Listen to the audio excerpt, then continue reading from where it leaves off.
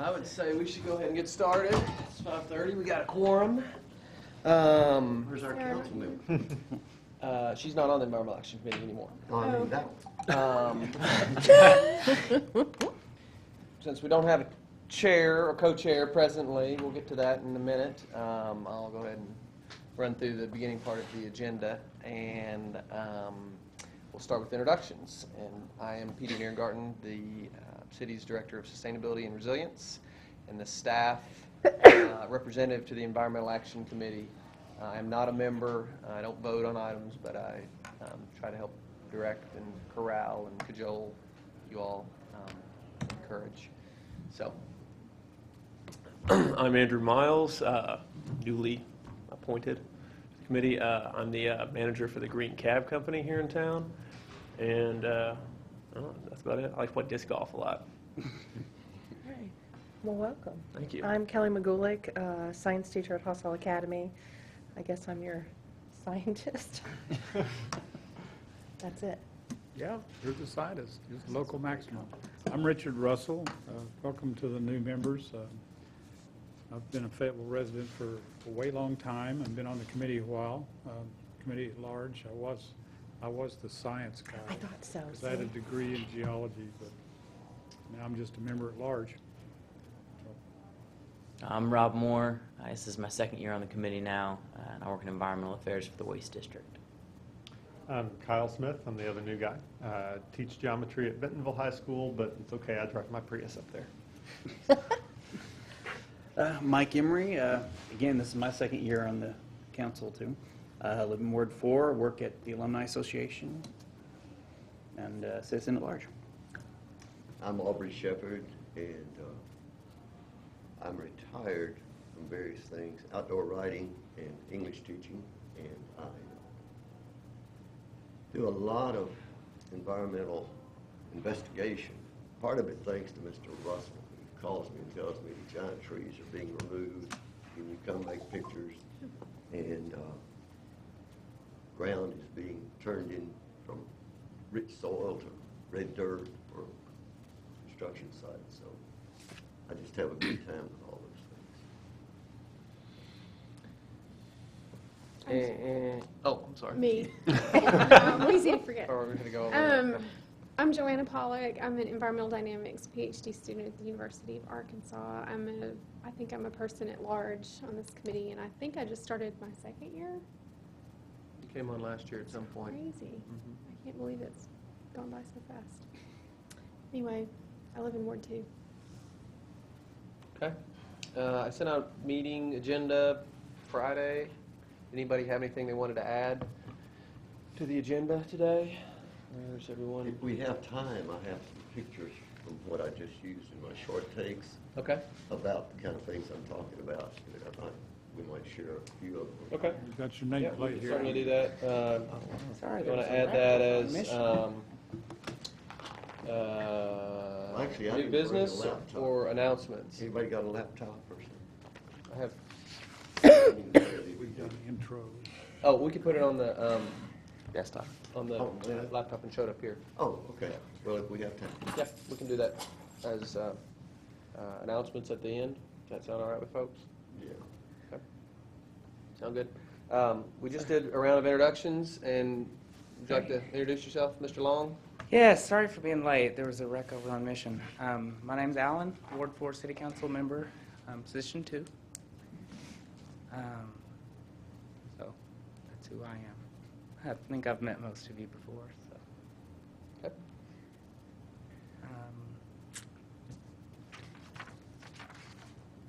So how do y'all usually work through this? Well, we were just rolling through the agenda on item 2. Aubrey wanted to add one item to the agenda, and I think we were good with that. We were going to move ahead to old business, which we don't have any of. Okay. And then under new business, the first item there is welcoming our newest Environmental Action Committee members. And before I do that, I just wanted to give a quick, I guess, orientation of the Environmental Action Committee. The history of the committee goes back to around 1995 when it was first created as the Environmental Concerns Committee, and it was established with the purpose of purpose of the committee shall be to address environmental concerns, to promote the safety and health, to promote a safe and healthy environment, to maintain the natural beauty of the environment within the city. The Environmental Action Committee shall make recommendations to other city committees and to the city council on matters concerning the environment. And the Environmental Action Committee shall promulgate rules and regulations necessary for meeting business. So that's sort of the charge of the Environmental Action Committee. The general rules of city of participation on city board and committees is that we ask for a minimum of 70% meeting attendance as part of participation. If attendance does fall below that, you are subject to not being renominated for the committee when the nominating committee looks at applications again. And currently the committee meets every month. Typically, 10 months of the year it is on the third Monday of the month. Yep. But for January and February, the third Monday is a holiday, and so we meet on the fourth Monday of January and February. But we're going to discuss that meeting schedule later on in the agenda.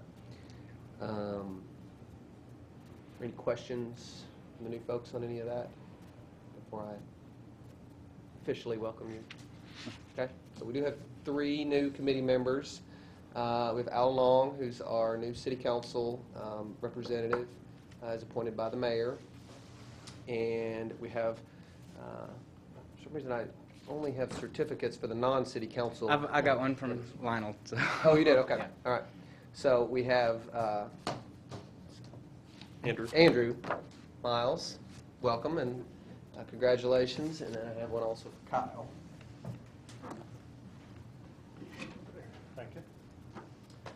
You are welcome.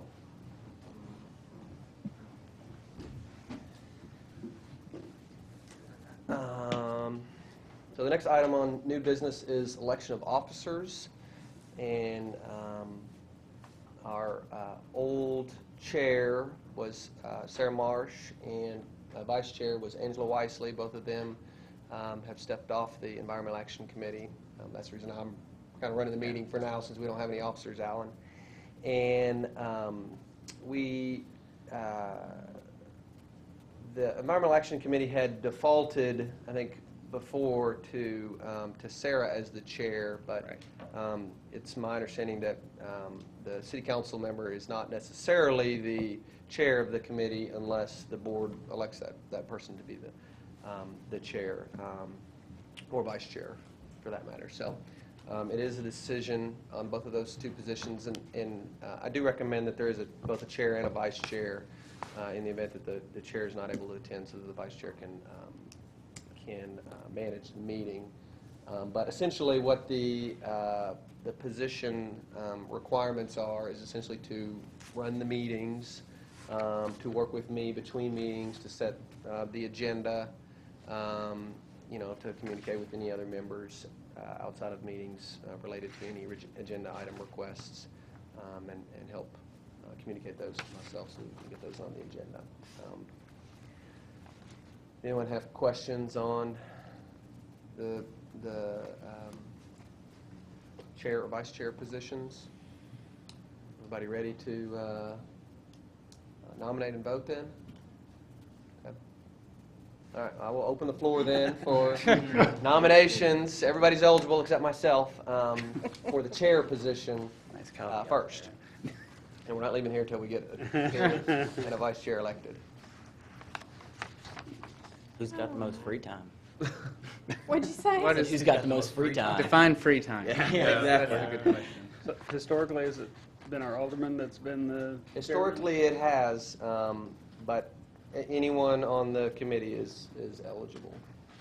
Who else has ever had like facilitation experience or served as a chair?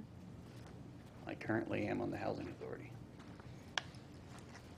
And I did 5.5 years as telecom board chairman years ago. I have a little bit of experience, but city council stuff. But I'm just kidding. I was chair of the Fayetteville Council of Neighborhoods, but the mayor dissolved the council because of non-attendance. so probably. Because of A the couple chair. years ago. Oh, you did a good job. What are you talking about? The chairs weren't all full. Who wants to be nominated? Look at us. I'll nominate myself as vice. I'll second that. Extreme. There you go. Switcheroo. Tactical move there. So you That's don't not where I have saw to that be going. chair, Yeah. right? All right, well then let's go ahead and vote on the vice, well, are there any other nominations for vice chairs? We have one nomination and a second for Move vice chair. nominations closed. We have Joanna Pollock nominated as vice chair. Anything you care to say ahead of the vote? Want to trash talk your opponent? I'm wondering who I'm going to be working with.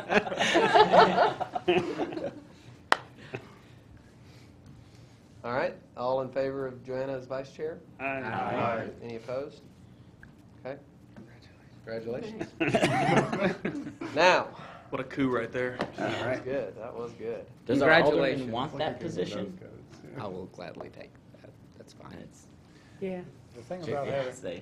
having aldermen as chair is they are usually more informed about pending issues and pending events. You spend a lot of time in meetings where the next dig is being planned, so I see a lot of wisdom. Well, we do spend a lot of time in meetings, but I hope the wisdom comes from the board if I am the chair.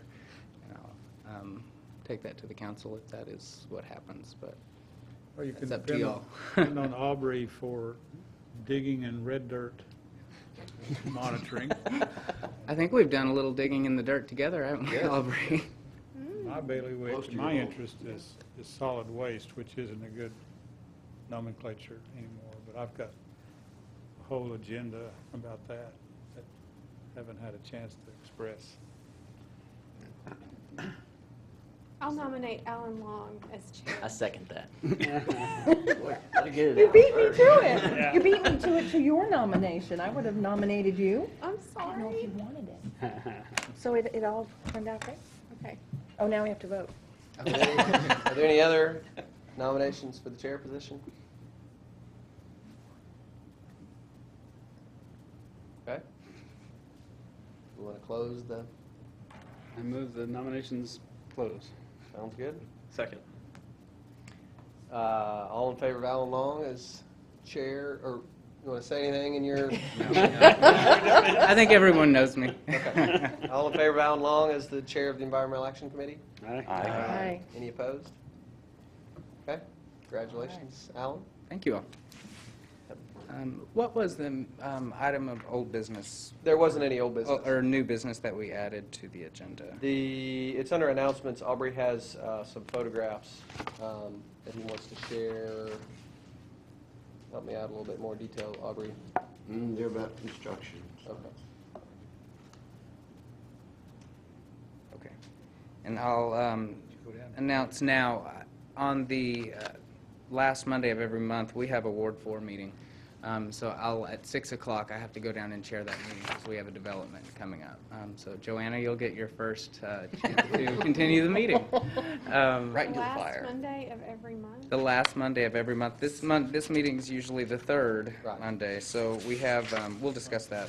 But you guys should come to the Ward 4 meeting because Yeah. it's fun and no one seems to want to show up. So that's the next part, that is true. That's the next thing on new business is the meeting dates. So if we can look at those, Peter has very graciously put together a nice schedule, and there's an asterisk by the date if it falls on the fourth Monday. Mm-hmm. So looks like it's just February next. So Joanna, if you're okay with that. What's that date? 23rd. The next scheduled meeting is the 23rd of February, Okay. which is the fourth Monday in February. So I mean, I'm fine with leaving it like that, and then the vice chair could just take that date if that's fine with everyone else. I think that should be fine. Did you want to talk with the group about moving to meetings every other month rather than every month? That's something that was suggested. If the group's interested in that, we can do that. If not, we can leave it just like it is. So. Is it, can we find out where the idea originated? I'm sorry? Where the idea originated? Just generally, city staff has suggested having bi-monthly meetings so that more agendas are full. And just True in the, True for most other committees as well. yeah.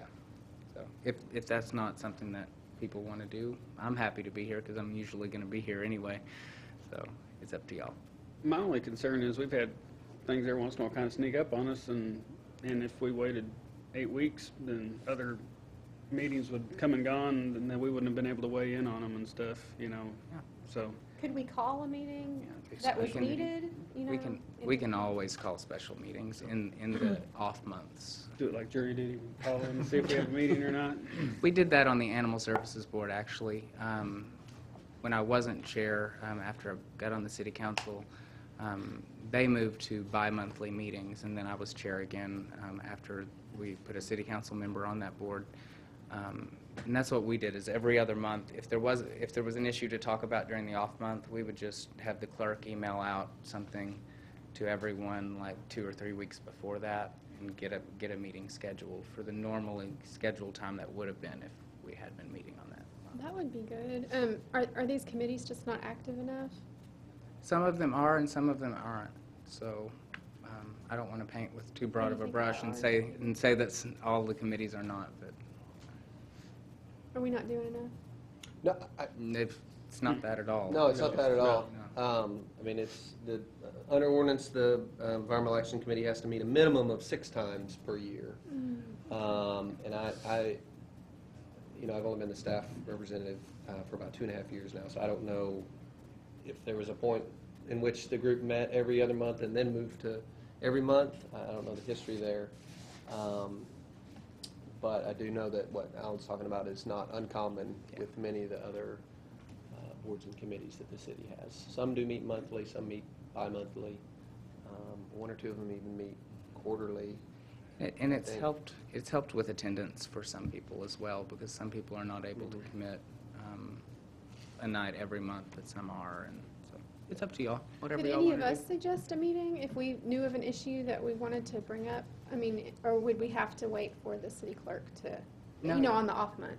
do. You just email me or Sandra or Peter and ask that we do that. And I think probably I your can- best I bet can would be call. to correspond with Alan or Yeah, I. and And then, Yeah. yeah, we would work with the clerk's office. Though you are the vice chair now, so I mean. Well, I'm that's not- a lot of power there.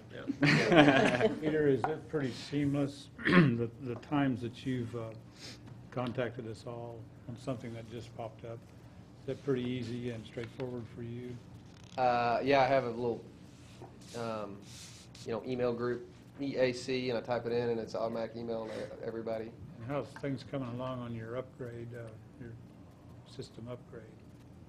System. The website. I think Oh, the city well, no, website. the whole city, aren't you, your whole city IT is upgrading, is that correct? Mhm.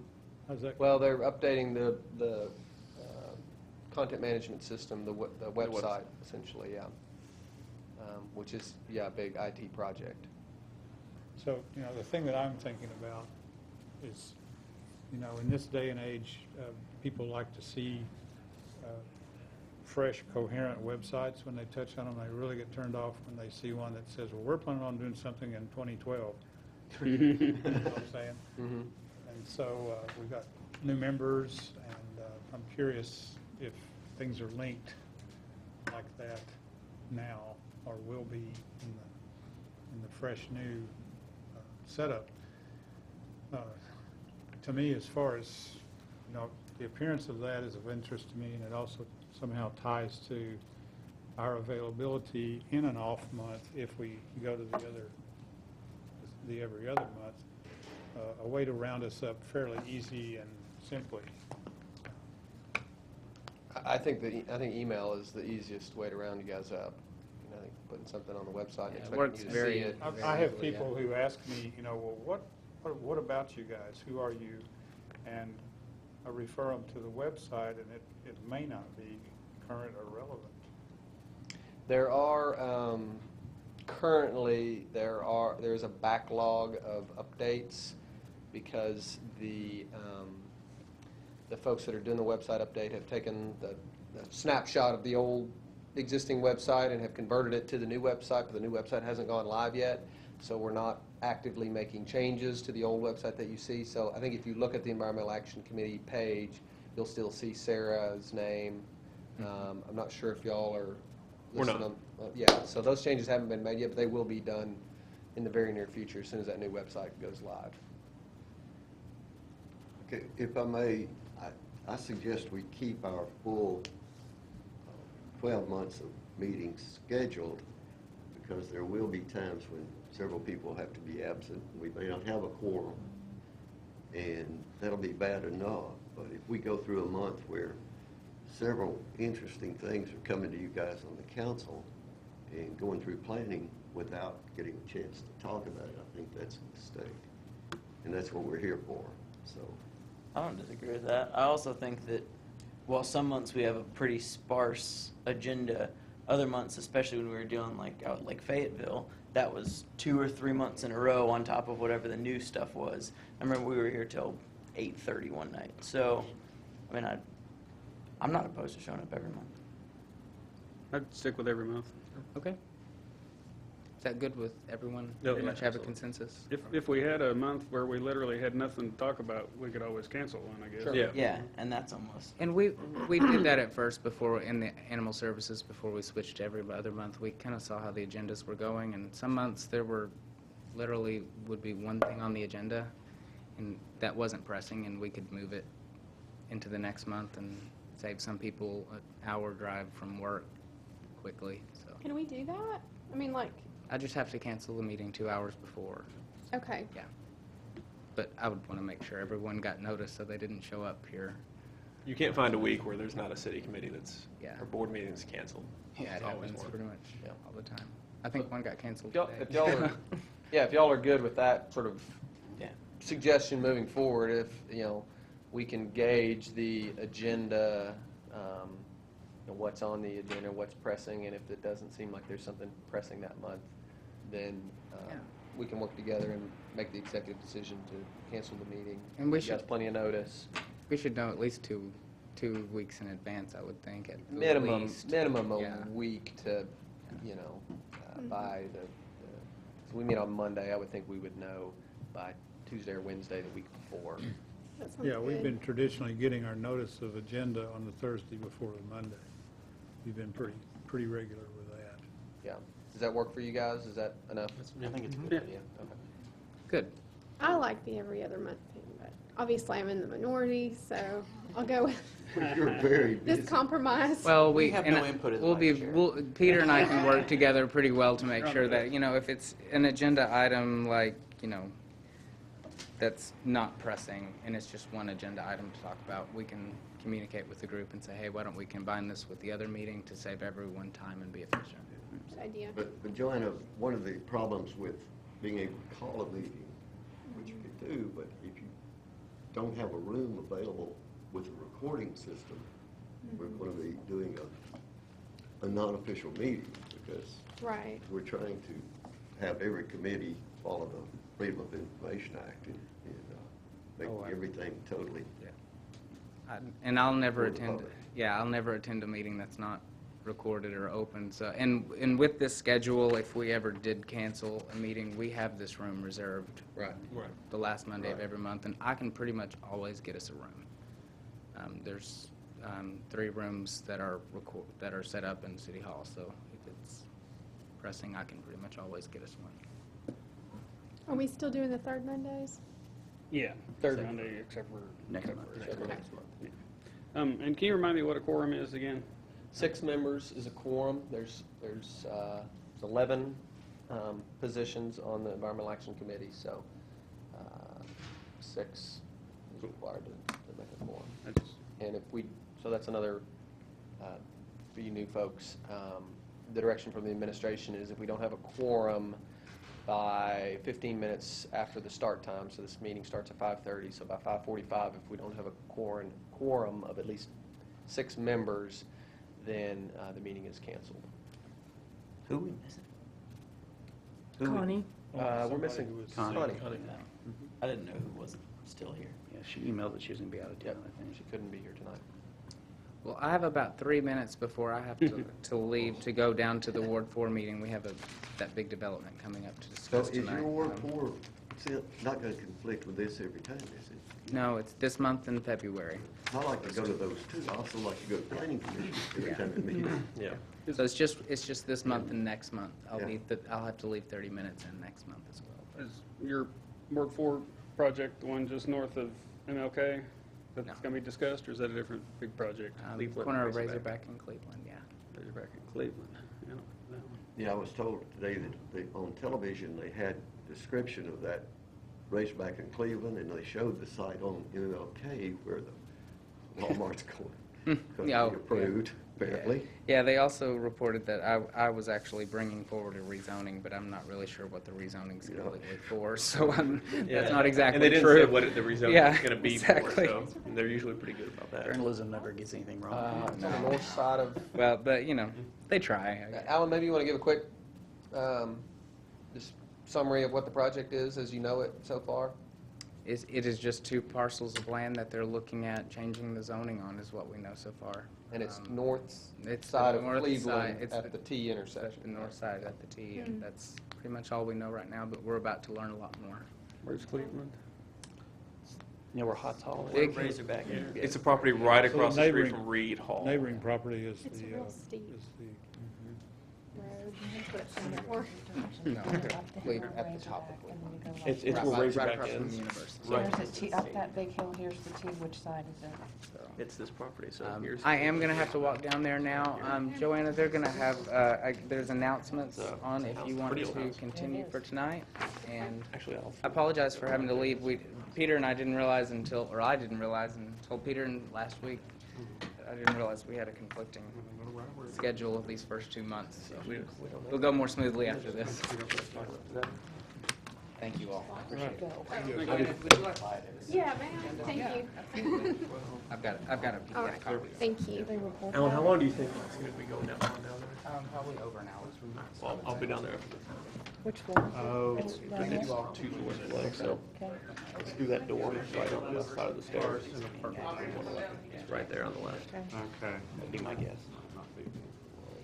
I also want to go to this Alderman Latour's first ward meeting, see how that goes. Kind of want to run downstairs from our first Ward 4 meeting too. Okay, it looks like the next thing is announcements. Who's giving an announcement about waste sort or recycling? That's mine. Okay. Just want to give you guys a quick update on the recycling master plan. If you'll recall, last spring or summer, you all helped do the editing, fine tuning on the RFP that we put out and used to ultimately select Kessler Consulting as a consultant for the city to do our recycling master plan. The goal of the plan is to help get the city to an 80% diversion rate.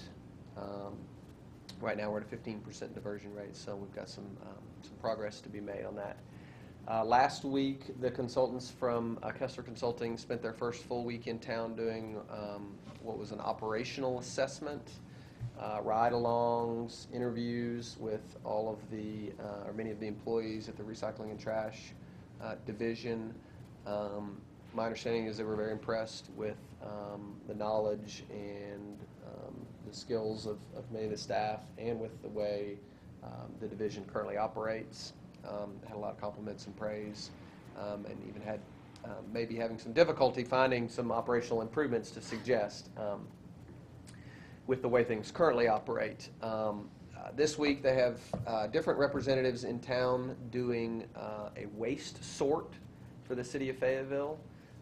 So starting this morning, what they've been doing is taking representative samples from the trash that's coming into the transfer station and setting those samples aside and then sorting them into, I believe it's about 38 different categories of types of waste: plastic, glass, paper, food, wood, concrete, electronics, you name it, basically. They're sorting it out to really get a good understanding of what the current waste stream is and where there are opportunities for improvement. Obviously, if they find a high percentage of a certain type of material in the waste stream, then that might be something we can hone in on for a new program to divert out of our waste stream. Some of the ideas that have been discussed thus far for diversion are wood and construction debris, concrete rubble, and then also food scraps. And of course, any other opportunities for enhancing our current recycling programs. So the waste sort is going on all week. They're pulling those representative samples. They're also sorting some roadside trash that City Transportation Division has collected and set aside, so we can get a better understanding of what the roadside trash stream looks like. What the litter stream looks like. And then next week on Monday, Tuesday, and Wednesday, they're working with the University of Arkansas to do a sort of several representative samples of their waste stream as well. They have a subcontract through the city to do that waste sort for the University of Arkansas. So I just had a hunch that you guys might geek out on waste sorts and be sort of interested in seeing what that's all about. So I've arranged for a couple of tours this week of that operation. And so I have 4 spots available, 2 spots at 1 o'clock on Tuesday, tomorrow, and 2 spots at 1 o'clock on Thursday for anyone who would like to come down to the recycling and trash facility and view this waste sort in action and see, what they're up to, what's going on, what it looks like. Is Kessler running it or is Brian? Kessler's running it. Kessler's actually running the sort, so Yeah. it's their guys that are doing Right, they have 2 supervisors, and then they've got some temporary labor doing, most of the actual physical sorting, but being supervised by the Kessler folks. What time is the Thursday one? I have 1 o'clock on Thursday and 1 o'clock on Tuesday tomorrow. So again, I have space for 2 people each day. Do you And I'm know about offering those how up, long? first come, first served to whomever is interested. We need to, I'd like to get on a Thursday. So do we know about how long they might last? I'm thinking about, an hour Okay. at most. I mean, Could have to figure out work time. sidebar kind of a question. Are they concentrating on residential trash or are they doing commercial and residential? they're doing representative samples from all of the sectors. So they'll segregate, they'll have Yep. one report on commercial. They're pulling commercial loads. They're trying to even pull loads from, or samples from loads coming in from outside of the city, some of the small haulers, and then residential as well.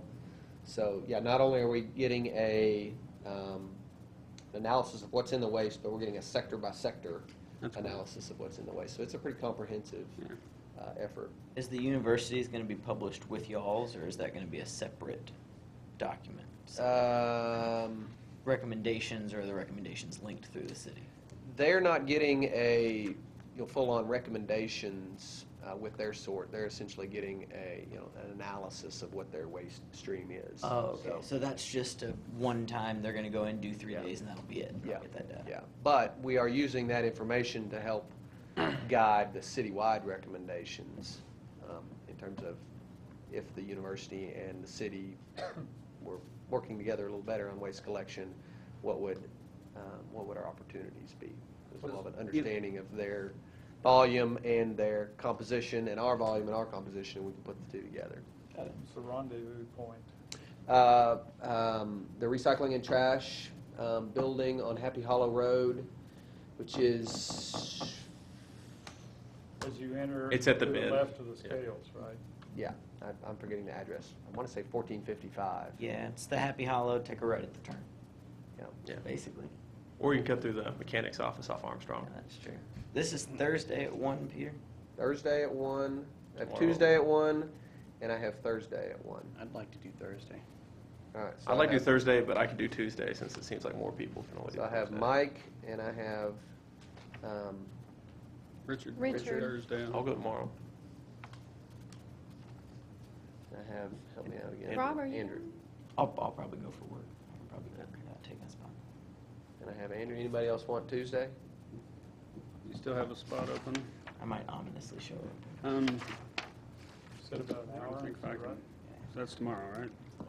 Say about I an think if hour. I can get there. If nobody else, I hate to miss it if we got a spot. Yeah, I better hold off. I overcommit. Okay, well, I got Drive down. one more spot tomorrow at Rogers. 1. I have a wish it class was later. conflict, so. I'm teaching. Yep. So does that mean most of us are geeks, but just got other things to do? Yeah. Okay, it's good to know. Life gets in the way sometimes. I can't do it tomorrow, and I'm not sure, I think there's something else Thursday. Can't remember what it is, but I've got something. If you want to come tomorrow at Oh, I'm working tomorrow, but I'll talk to Brian. I should be able to make it out there. Just be by myself, thanks, guys. all right, well, I'll be meeting you there with one of my staff members. Take some I'll take some And photos. then, because I'd really like to see what they're Mike doing. and Richard, I'll meet y'all at the office. Can you email me the details, just so I've got it on my computer at work, so I can put it in my calendar? Yep, I can do that. Thank you. Thank you, Peter, You're Yeah. welcome. for getting And, the slots. That's what I put out. I don't have they're still kind of fine tuning what the schedule looks like for the remainder of the plan, including public input sessions, but that should be coming out here in the very near future, and as soon as I get that information, I'll definitely pass that on to you guys so that you'll have the latest and greatest in terms of all of your public input opportunities. So do you ever see, just a quick question, anytime we get a chance, I try to get advanced a little bit in my understandings. You're doing quantitative and qualitative just by naming.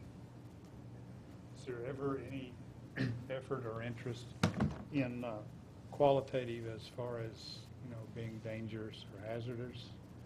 Is there any part of the study where you're looking at things that are, really, really awful? Kind of hazardous.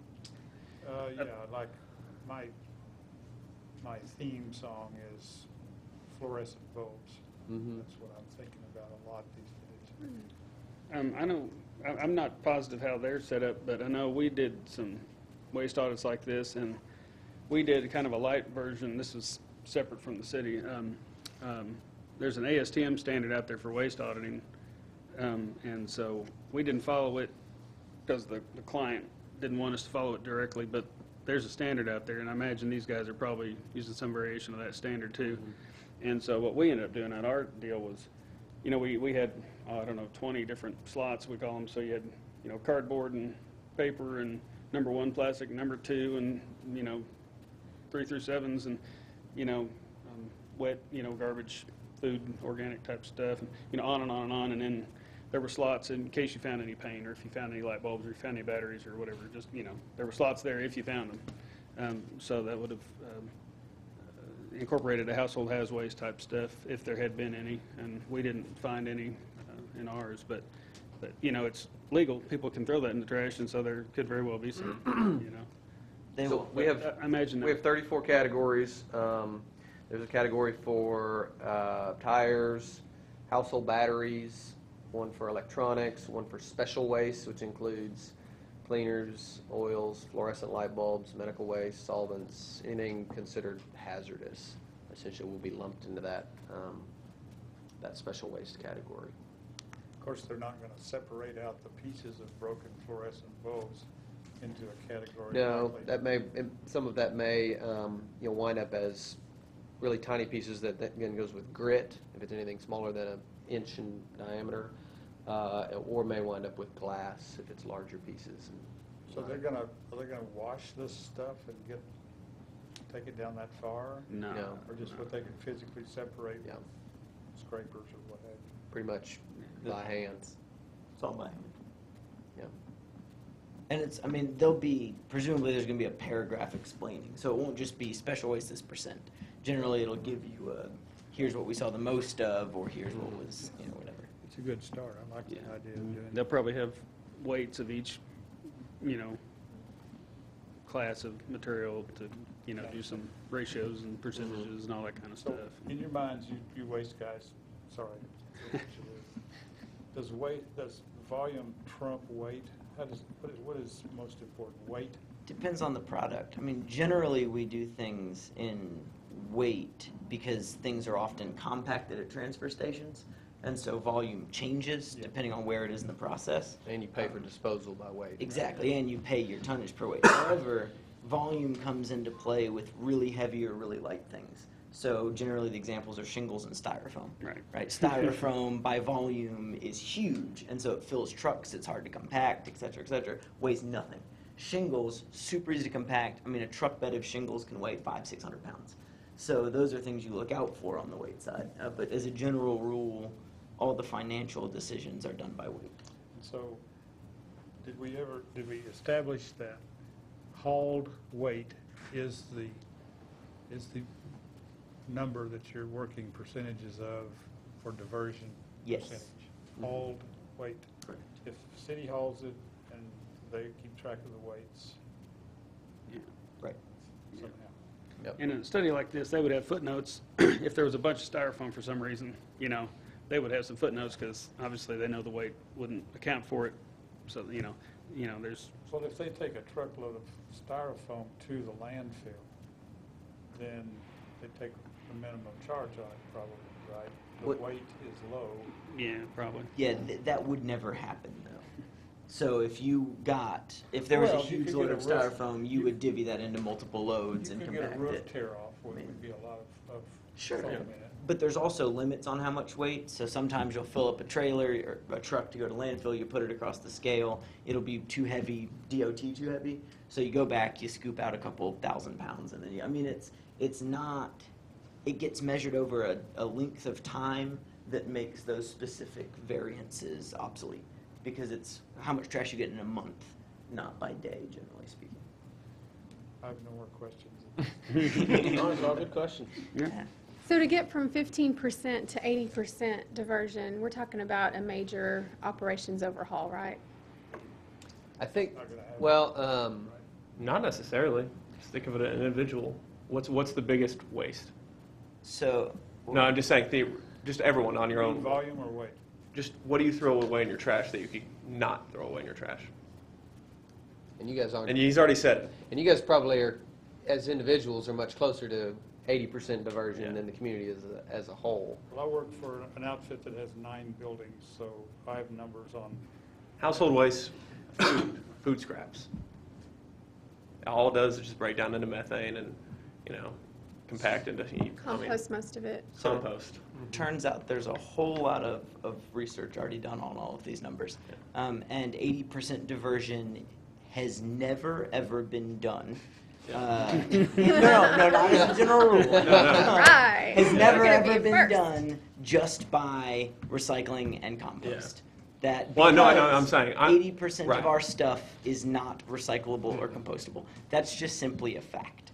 Now, there are other ways that you can keep things out of the landfill and recover things from those products, but it is not the case that composting and recycling will move you to 80%. Not to 80%, but it's something that every single person, 20 to 30% more than what they do. Sure, it is Immediately. realistic that the Yeah. public could get rid of 40 to 50% of its waste. And we already know that we're missing, a large sector of our recycling opportunity by not having a robust, complete multifamily recycling program, and we don't have a robust, complete commercial recycling program. We don't have an organics composting program. So there's a lot of opportunity there. We don't have a construction demolition waste diversion program. So there are opportunities to get closer, and to improve on our 15%. But This is gonna create Robert's jobs. correct. That, that last little bit to get you to 80 is more difficult. The last 10% is a lot harder than the first 10%. Yeah. I might point out to the math teacher here, that science teacher, that the idea was tossed out by yours truly that we could solicit waste to work our numbers better. For instance, glass. It's a real good weight producer, and there are a lot of places in town that have a lot of waste glass. And I think probably working the numbers, you might, want to think about that. So solicit waste that is fairly consistent and pure. And we've been, you know, upping our game with the commercial glass recycling program. It used to be just a few businesses along Dixon Street. Now it's almost every business on Dixon Street and all the restaurants around the mall. Those are high-end beer bottles. Yeah. But correct me if I'm wrong, that glass is actually one of the least cost-effective recycling, because you It's don't that is sell true. it. Correct. The Least at the Right, absolute okay. of the major recyclables. It's easiest to recycle, but you can't sell it for as much. And on the industrial side of things, there's already a direct back market. Yeah. So if you make windows and you have monster silos full of broken glass you need to get rid of, you would never go through the city for that, because you're going to direct contract with somebody who needs that product because it's clean. You think And that's already going on? it is already going on. Yeah, any business, if they can make money off of their waste, is doing it. I don't want to say any. Most businesses that can make When they money. reach a size where they can actually. Sure. Yeah. Oh yeah. I So mean, if I go down to one of the glass companies on North College, going to visit with them, they've got somebody coming and picking up the glass. depends on their size, but probably on smaller businesses that's not always the case, because the market for glass is awful, and so it'd have to be a consistent kind of glass. It's really expensive to sort glass by color, which is pretty important, which Ripple Glass does, which is where we send our glass. The city of Fayetteville makes $0 on that program and loses on hauling, just like every other recycler in Northwest Arkansas. Because Ripple Glass's deal is we will pick it up from you for free. Because before Ripple Glass existed, it was the case that the market was so terrible, you'd win some months, you'd lose some months. So you ended So up. does it qualify as weight transported, so it's qualifying as a percentage? Sure, yeah, I mean, it's weighed and recycled. And it is recycled. I mean, glass Yeah. is the only product that is 100% recyclable. So if you take a glass bottle, you get a glass bottle's worth of recycled glass. If that makes sense. This is a matter of interest. The sandwich glass, like windshields, that sort of thing, does the glass refining process swallow that stuff up? Is that acceptable to them? Not all of it. It depends on the glass and the program. So we don't take window glass out of the district. I don't know if the city of Fayetteville, I don't believe that their Ripple as a general rule doesn't allow that. On the odd chance that you would get some sandwich, the other glass is okay, the pure glass. Sure. So the problem is sorting. Generally, you're looking for bottles from the public because you know what kind of glass you're getting, and they sort by color. And so it's usually bigger pieces are easier to sort. When you get into ones that shatter to minuscule pieces, that becomes really hard for optical sorting and whatnot. We don't basically take anything but bottles. And what is their interest in color?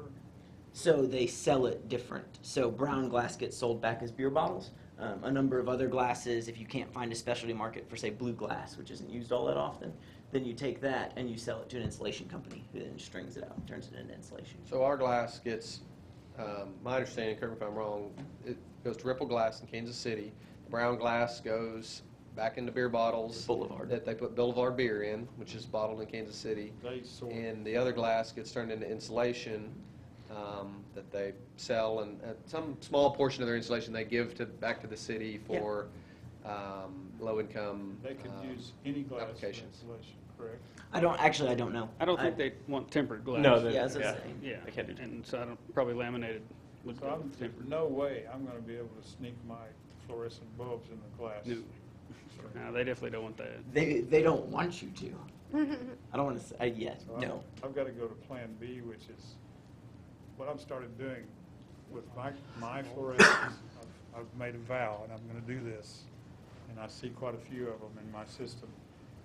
Is I'm crushing them myself, and I'm going to sequester them in concrete. I'm going to use ready mixed concrete and make a package of it, and then I'm going to toss it in the dumpster. We should probably talk offline. Yeah, that's Yeah, what I was about to say. further. I would not go around publicly saying you're smashing fluorescents at your house. Yeah. Especially the Environmental Action Committee recording. So our fluorescent bulbs at the city, we have a program where we mail them back to a manufacturer that recycles the glass and harvests the mercury out of them. I can certainly put you in contact with that. Which is You're not- expensive. You're not accepting contributions, and the No. cost is outrageous. We're not, but I can certainly put you in contact with that resource. Individuals can drop them off down at Washington County, drop off though, can't they? I believe Yes. so, yeah. Yeah, for They don't price, take, right. they don't take business. I don't I think it's $1. They won't take business. Do they? No businesses. They see you Yeah, show no up in a van, businesses. they already start asking questions. Yeah, that's because a number of businesses have tried to abuse that program. So the public though can drop off their CFLs for Yeah. $1 or something. Oh, yeah, yeah. And depending on the product, there's a price or it's free, it just Right. depends. Most Well, of them are free. Fluorescents, I think, are $1. I'm sorry, CFLs are marginal and on their way out. LEDs are taking over. CFLs are so wanky. Yeah. There's nobody really, they're not going to be a factor. Well, the federal light bulb standards are But increasing. fluorescents are big, and they are totally ripping every dumpster you see. They're just smushed in through everything. They're everywhere. So there's lots of mercury. So if I've got Contamination. an idea that sequesters them, then it's, it's okay to consider it, I think. Do we have any other things to talk about I've got with regard to this some- subject? Not on this subject, but I got something else I was wanting to touch on before we wrap up. Okay, and Aubrey's got some announcements and You want to do things yours and show I'll us get the computer too. fired up for Aubrey? Okay.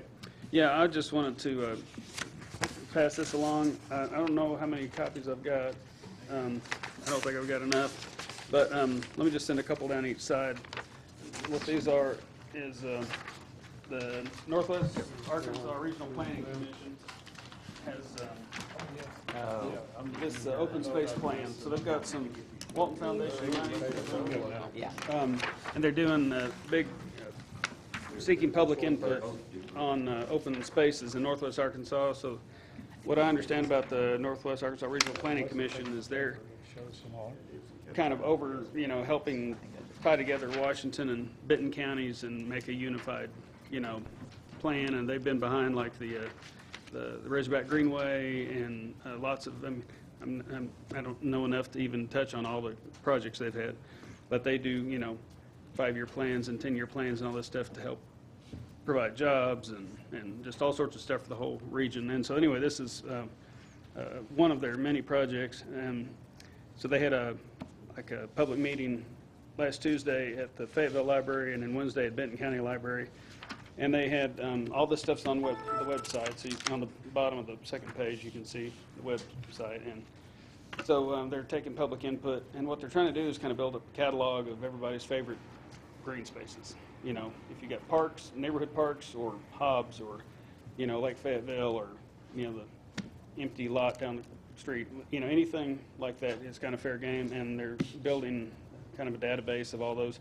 And at the public meetings, they had, maps, multiple maps that people could mark, and which you can do online too. Mark your favorite places, and then the little survey here tells about why it's important or what's more important than other things. And anyway, so they're just seeking public input, and the reason I'm kind of jumping on board is just I like the concept of helping protect green space where we can, and some of their maps you'll see online show over the past 10, 15, 20 years how much we've lost in Northwest Arkansas as the population density has grown and stuff.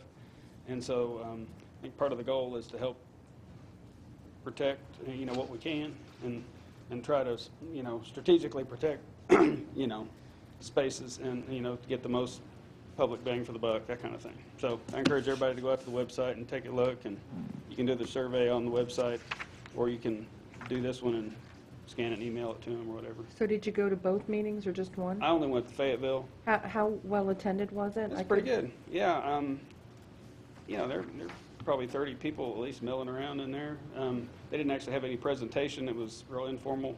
They had tables with all the Benton County maps and the Washington County maps, and they had other ones posted, and they had several people describing it. They had a PowerPoint presentation running and had some handouts and stuff.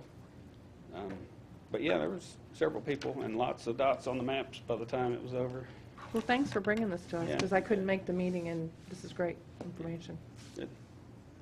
If I fill it out and give it to you, that's not a good thing to do. I can scan it and send it to them, yeah. Okay, thank you. Yeah. I'm almost done with it. so. Okay. Get it over with like that. Yeah, well, I mean, I got it here, so. Oh, quick note, because Peter had emailed me about this. There was an article published in the paper on solid waste a couple of weeks ago.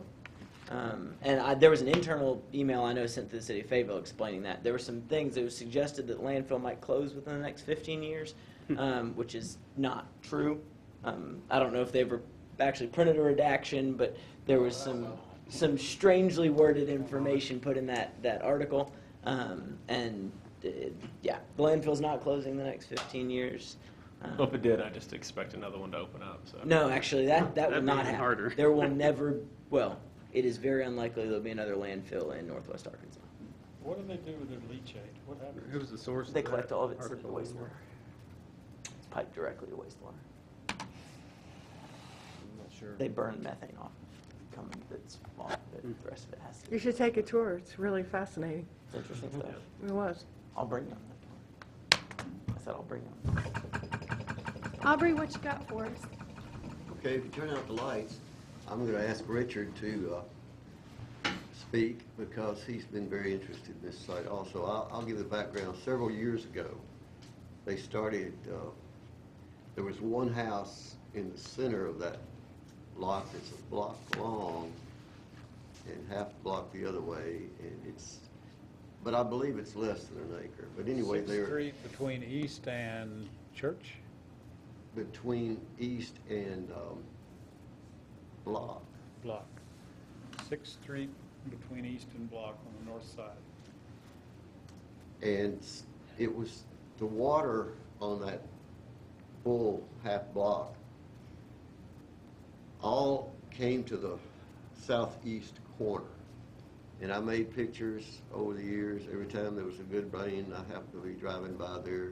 That water would be there while it rained, and in a few hours, it would all soak in. And that corner is 50 feet from the Spout Spring branch, but it's got a paved street on both sides of the corner and a bridge, but the water underground was seeping straight to the creek in a natural way. But this is something that I've seen happen so many times here, and I talk about it at Planning Commission and City Council meetings. The water is going to go downhill, whether it's underground or on top, unless it's under pressure and too much of it gets to one place, it comes up, it's a spring.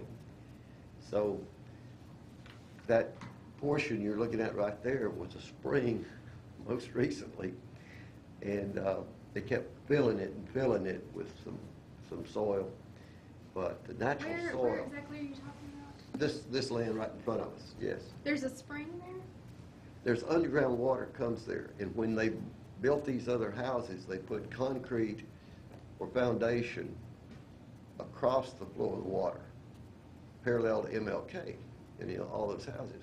So the water comes up behind it, and when there's a heavy rain, it will back up into, what's his name, Jimmy what? Has a house on just the other side of the fence. So it's really a part of probably a critical recharge area. It recharges the stream most immediately close to it.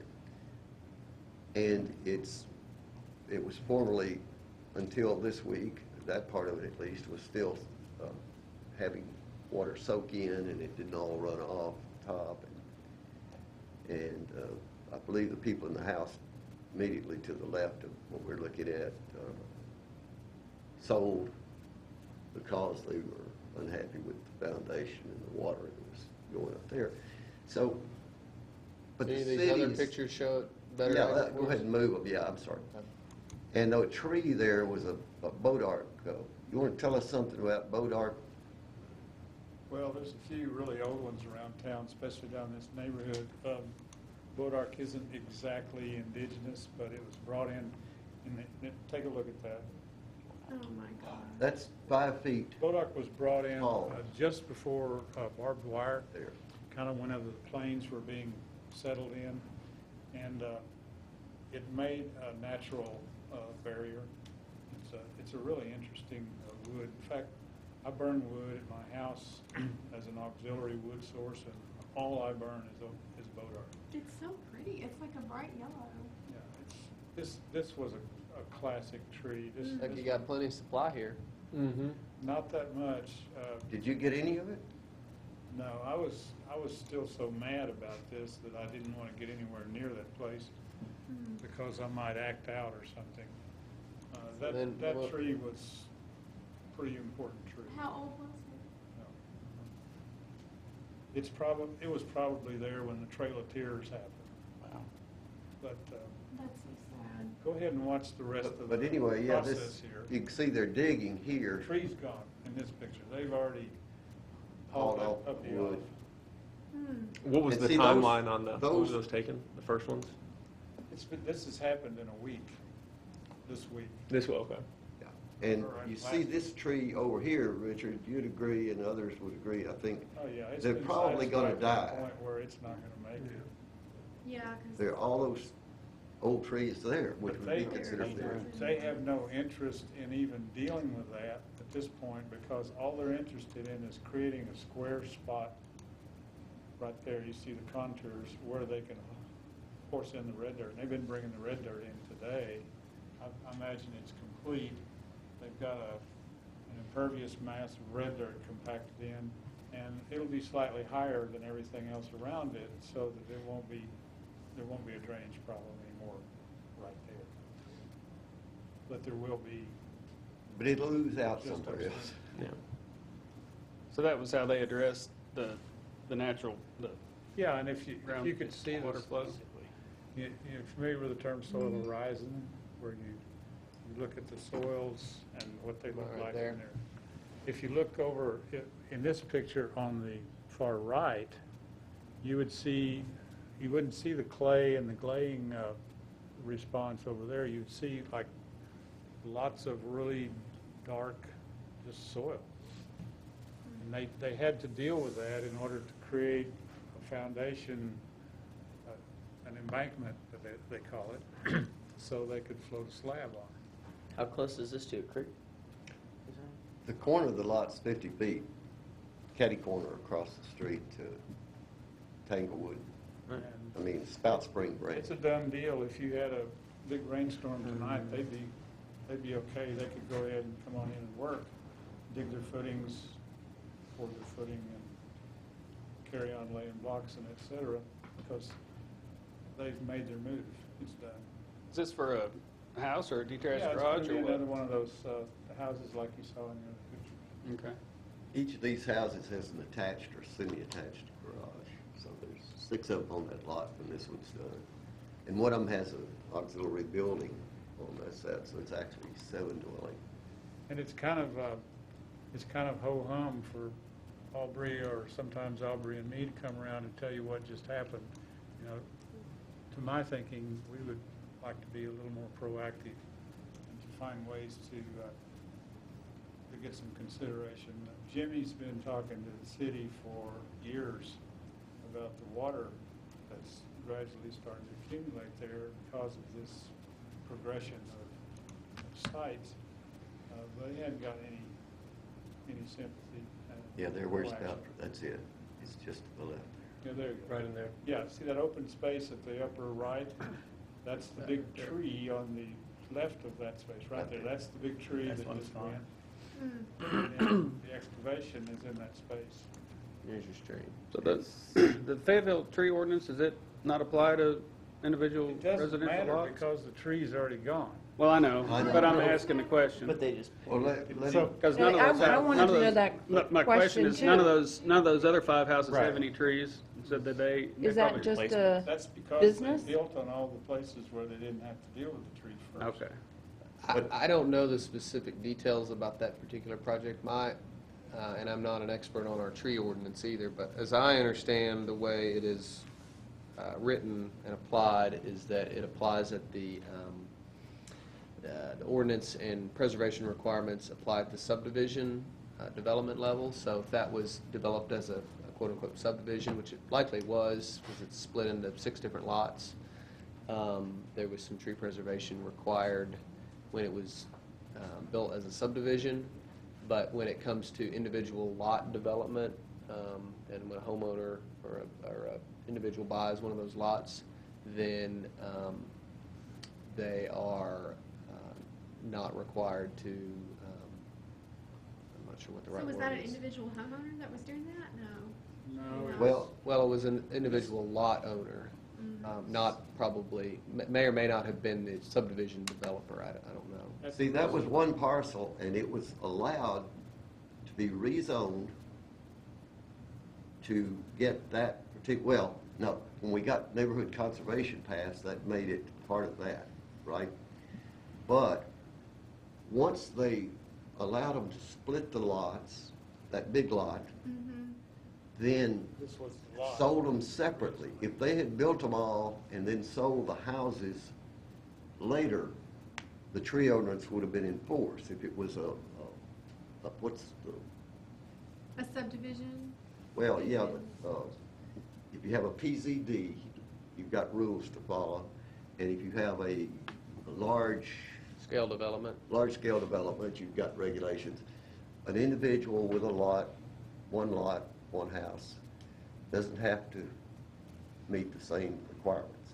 So that's how many subdivisions now that are in existence in the last few years have operated that same way. The tree ordinance is off the books. If you. So do we need to change the tree ordinance? Well, they The changed. enforcement of how it's like structured, it's, Well, you okay, could say so there's a loophole. This was, It's a Yeah, loophole. it sounds like a loophole. this was the tree we're mourning in this little Oh, presentation. gosh. Its sister still stands, and you could drive For by, now. take a look at her. She's right here, maybe a little even bigger, but you get an idea of what sort of habitat and presence one of these big old ancient bodarts has. Richard, while you're up there, point on show where the water runs under the street there, where the new culvert is, and then look at the distance from that lot to the stream This is on Spout either Spring- side of the stream. Spout Spring Stream here, and they have just done an upgrade on this, built it with those big square sections. Because Pretty it nice caved job. in. This whole space always was just overland flow. There is something on this side. I think this is an inlet. There's a drain there. I'm not sure if we carry across here, but I don't think it amounts to much back up there. There will be bleeding here now, since this one has been established, and, oh, it's just sad. Maybe we could look at the tree canopy ordinance and see if it could use an amendment. Who's in charge of I'm that? thinking also about the age of the tree, just in terms of preservation and conservation. It seems like we should protect these really old trees, and we've got an expert dendrochronologist at the university who could probably. Staley could. It's not even just protecting the trees protect the erosion and, Oh, the, absolutely, yeah. without proper, urban retention ponds, the water and the flooding is major. Oh, I know. Well, you could have sacrificed a homeowners. little space there and created that would have been a jewel of a place, the tree and some detention or Yeah, but it wouldn't have looked just like the other 5. No, but it could have been a real. They were missing another a pastel A color. natural rain garden was there. You didn't have to change the soil. You just kept the water there and let it soak in. And you guys It are was saying that this is something that is happening. all over. It happens de Flatlands. facto and before anybody has any inkling, and there is no intervention. It's just going to happen. It's going to keep happening. This is kind of the opposite of the presentation we heard a few months ago, the planned development on the south side of MLK, where they planned for stormwater retention and they planned for maintaining tree canopies, and I don't remember the name of that whole project, but it's. Willow Bend? Yeah. Is that it? Yeah. So that one, all of it was thought out on the front end. It hasn't been, done yet, but I think this is kind of the opposite. This is what you get. Little Bend has got nowhere near any kind of magnificent trees such as this one. If you But- can't recognize a tree like that as an asset, then you and I Really? can't talk very well. I agree, 100%. Sorry. Well, what do you Okay. guys think about revisiting the ordinance sometime this year? We could have somebody come and share it with us, or, you know, I mean, there's a whole nother There's a committee very- like us that does trees, right? There's many pages of code that relate to this item. And Yeah, they're all there's online currently. Two urban foresters that work with the planning division to interpret and enforce what's in code related to tree preservation. I'd be happy to send you guys the links to the sections on tree preservation, if you care to. Isn't there a whole that. committee like us dedicated to that too? There's a urban forestry advisory committee that essentially, yeah, is like an advisory committee. Did they know about this, and do they have any concerns? No, let me speak while I can. They weren't on staff. I don't think either one of them was in that position at the time. That was approved or allowed to put this, to divide that, and like it is. But I can show you when we had a previous 5 years ago, 7 years ago, 6 years ago, we had an urban forester who, see all this row of houses jammed in down its left-hand corner, it's behind the DVD box. Right over here? Yeah, Uh-huh. okay, those are, okay, see how many houses are on that block? Yeah, And density. at the bottom of that, I've got photos of mud running over into the street. And the day it was the worst, I actually drove all the way down the to the West Fork and got pictures, and you could see that water was going out from the town branch that comes from all up downtown and all, and just swirling out, and it was actually more flow than there was in the West Fork, and the West Fork was running clear, and this big muddy red stuff was circling out there making a whirlpool. It's a great photo, and all those styrofoam things were going around in the whirlpool. So Peter, what do you think? You're more of an expert than I am, but how, I mean, Fayetteville has a charm, and I'm seeing this happening. What's a solution, or what's being proactive? What can we do? Well, I think that you have to take, I mean, there's definitely different perspectives and, levels that you can look at this. Fayetteville has a policy, a large overarching city plan policy of promoting infill development and trying to fill in some of our urban core that is underdeveloped in the interest of trying to preserve outlying areas Urban and keep, sprawl. the city from just growing and growing and growing out into the virgin land on our periphery. And so I think that there has to be a balance in how that infill is done, so that we can balance infill and sprawl. And from a really high level, I think infill does sound really great, and there are definitely some good things about it in preventing that sprawl. But when you begin to look at things on a microscopic level, you do begin to see some of these issues, and they can be difficult to balance. The historic tree versus those density goals. I think there's But we room. don't have a There's lot of those, right? I mean, a tree's that old. I'm just thinking about, we don't have to There's quite a few. sacrifice density to save some trees.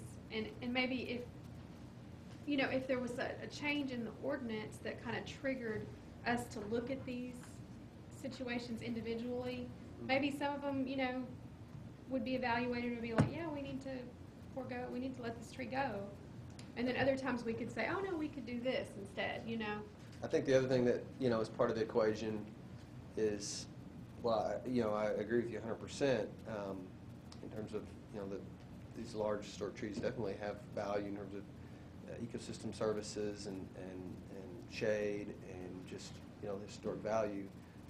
Arkansas is also a state that has historically, property rights have been very strong in our state, and you start talking about individual property owners' rights I know. related to that tree on that particular The piece whole of property. stream And issue was Yeah, and then you begin to, run into these litigious, scenarios where just because the community values the tree, Right. if the individual property owner, doesn't, then, that whole property rights issue Right. comes into play. And so You know- I don't necessarily have solutions to those. I'm just saying there needs to be balance. I think Aubrey has a good point in pointing out some of these issues with some of these infill developments. But I would encourage the committee to try and keep in mind those overarching goals of the benefits of infill and in decreasing sprawl, maximizing the efficiency of the transportation, the infrastructure that already exists here. I mean, yeah, those houses went in, but they didn't have to cut in any new streets to get those houses, didn't have to build any new sidewalks, didn't have to build a new school, or building the other services, because they already existed in this neighborhood. And greenfield development out on the perimeter of town doesn't necessarily have those advantages to it. So. But you can also, instead of twisting, as sometimes infill development is, of complete demolition and rebuild, as opposed to you could smartly do it with redesign. Oh, sure, I agree. And yeah. now, and you see more of that, like, I know a specialized real estate group, when they redid, like, the eco-modern flats, you don't have to tear down the structure necessarily to improve it. Right. As opposed to, completely just, tearing those down. And the city supports LID development. Yeah. Sure. But Oh, yeah. there's not a Yeah. legislative Right. recourse for not doing that. I wonder, I guess, it's clear this group cares about this. Are there people that we could bring in to present to this group or lead conversations with this group that would Which group are you talking about? this EAC, that would Oh, yes. expand our personal knowledge? Would it actually expand our knowledge to have a forester come in here? Does their job relate to this? Do we need to have somebody come in to more thoroughly lead a conversation on the streamside ordinance? I guess, what can we, because it seems to me we could do this all night, Yeah. but I'd rather have somebody here that could be teaching us something and then we Yeah. talk about it. No, I agree. I think that it might be an opportunity to collaborate with the forestry, the urban forestry group, but it might be good to hear from one of them if you have somebody in mind. I was gonna say, a lot of this has probably already been addressed, we just don't know that. And to what level has been addressed, depends on the size of the lot and individual property owner versus, developers. But I think a lot of that is in the forestry code, and Derek Lynn or somebody from one of the staff foresters would be able to tell us and explain what is addressed already and to kind of enlighten us so that we don't go jump into too many conclusions. I know, as Peter said, there's a lot of competing, challenges here. If you have a developer that's trying to do some infill, then, if he planned on 6 houses to make the project pay for itself, then, he needs to get 6 houses in there. But if you look at these folks huddled out on their little front porches with their new kids, a lot of young kids, and you look at their fences next to the traffic action out here on 6th Street, and you think about this group of people, how they could benefit from something done differently with this space. Maybe you don't ordinance that. Maybe the city intervenes and makes the developer an offer he can't refuse, and you get a little pocket park. Well, there is, that actually ties into this open space business and like the Fayetteville Land Trust, and, there are mechanisms out there if you find like say a tree or a little corner lot of historic significance or environmental significance or something, there are, mechanisms out there you can apply for to help with easements, and, getting an easement into the deed to where this will remain a green space, Well, there is an alley there. But the reason, what I was saying is you got to get in early into planning, because the developer banked on 6 houses, then, And once they get that permit, it's yeah, you green-lighted. got to get in early to get that in the plan. Presumably that tree was there when the developer planned Oh, for yeah. 6 houses, and And he 100 was years going to before make the that. houses. So. Right. I'd say if we're going to bring in someone from the urban forestry, it'd be wise to at least try to invite and get someone from one of the city employed, 5 city employed planning commissioners as well. Yeah, because obviously it was approved. Yeah. And they know the code far better than. Yeah. And that's kind of what I want to know. I'm No, I'd say, I mean, I try to read the city code every day. It's pretty easy to read online, and it's fun. Because you always see, you drive around town, it's like, this is zoned for this, or we're trying to rezone this for this. It's like, well, what is C2, what is C1, you know? And it's laid out pretty simple online. on them. You run the Green Cab committee? I do. And you read the city code every day? Yeah. For fun. I apparently. do.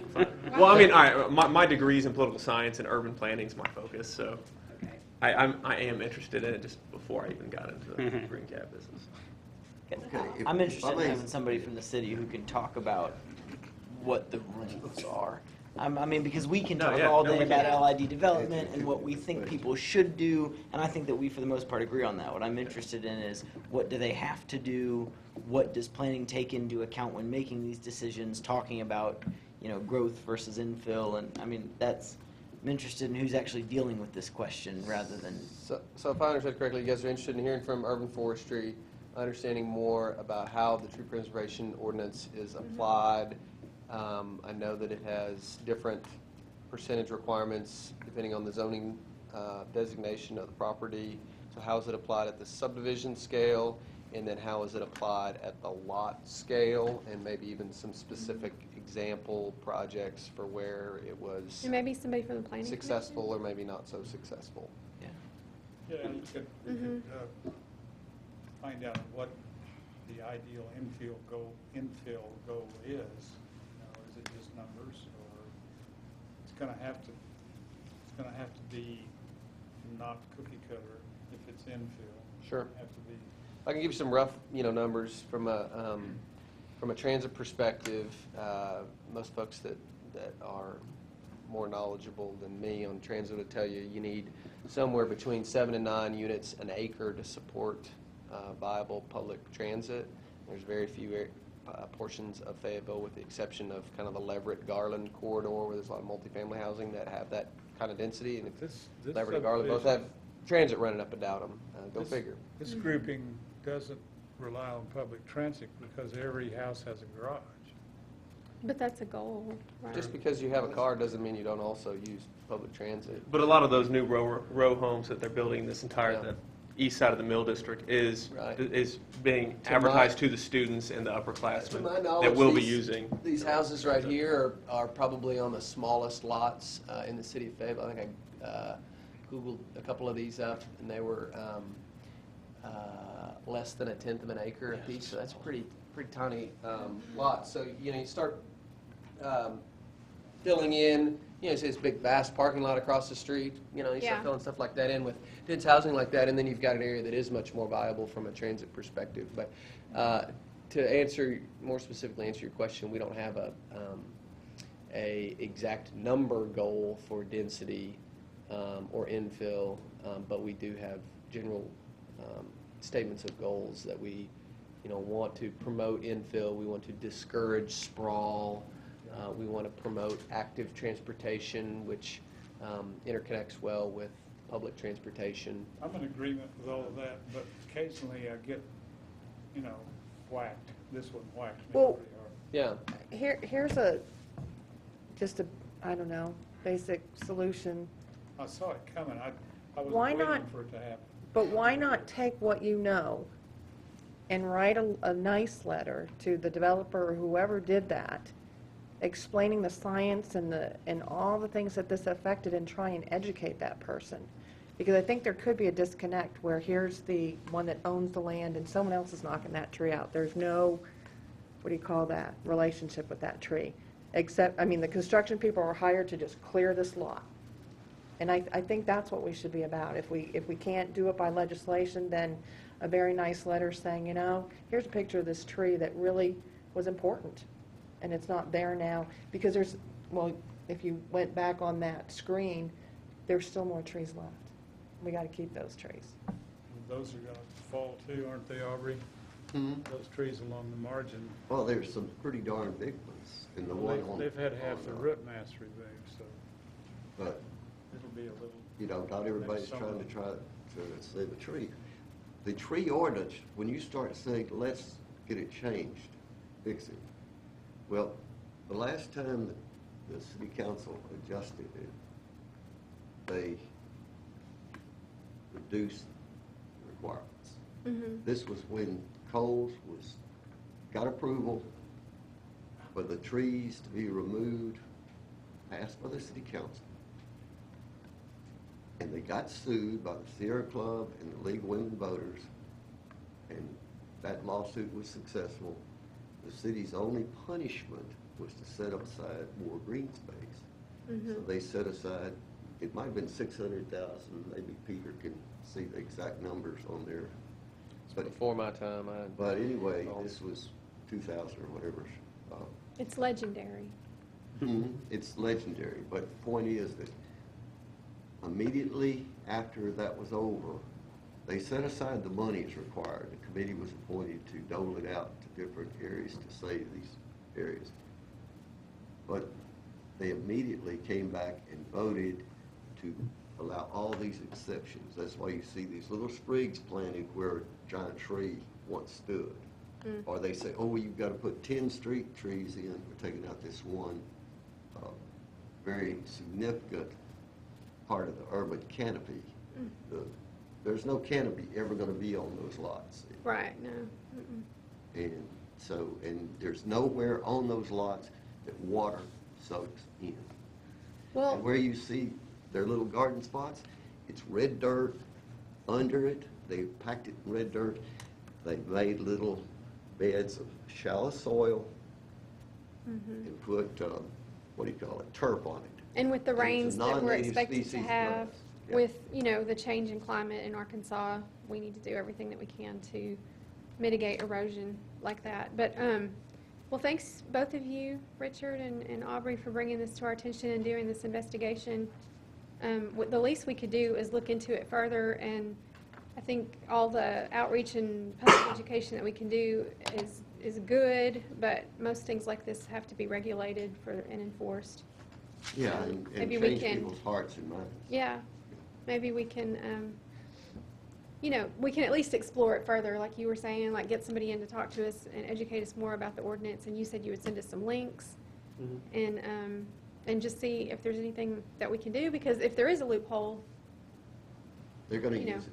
there could be a way to And if you, close that gap. Peter mentioned the place that some of my other pictures, this is just half of what I did for short takes today, that set of pictures we looked at. And then the other half had more photos from Colliers. Any of you looking at the space behind Colliers?